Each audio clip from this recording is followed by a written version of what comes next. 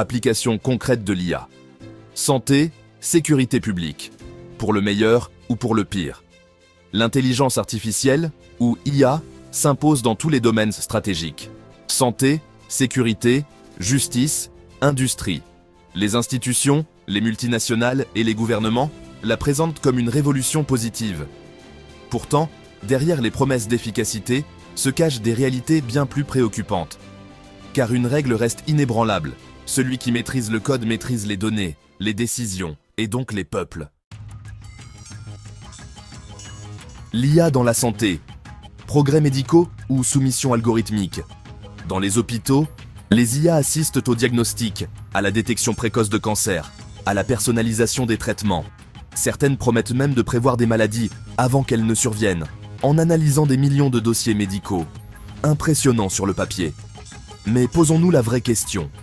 Qui programme ces IA? Les hôpitaux européens? Les médecins de terrain? Non.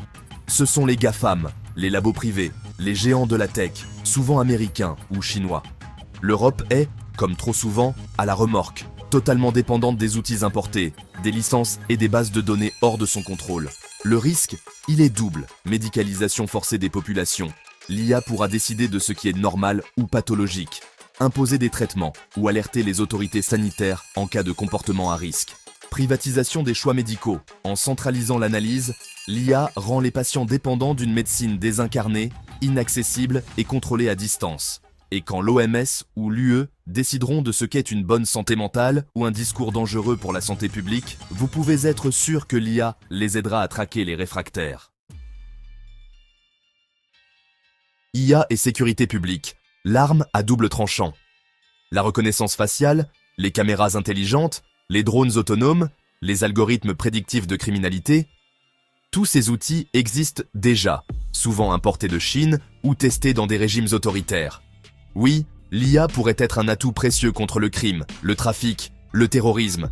Mais ce rêve technologique se heurte à une réalité politique glaçante. Les politiciens actuels n'utiliseront jamais l'IA pour protéger le peuple.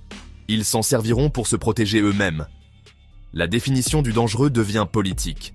Ce n'est plus un voleur ou un agresseur, mais un manifestant trop bruyant, un journaliste trop curieux, un citoyen qui conteste les décisions absurdes d'un pouvoir devenu sourd.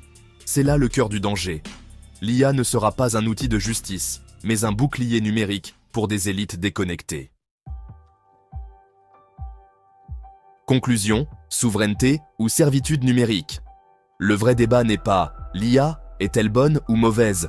Le vrai débat, c'est « qui la contrôle ?» Aujourd'hui, l'Europe est spectatrice. Elle subit la technologie. Elle signe des contrats avec des firmes qu'elle ne contrôle pas. Et pendant ce temps, les politiciens, incapables de coder une ligne, votent des lois pour verrouiller la dissidence, sous couvert de progrès. Tant que les citoyens ne reprendront pas la main sur le code, la donnée et la décision, l'IA ne sera pas un outil d'émancipation, mais d'asservissement. Si cette vidéo vous a plu et que vous partagez ce regard critique sur l'IA, cliquez sur j'aime pour soutenir le travail et abonnez-vous pour ne rien manquer des prochaines publications. On ne lâche rien.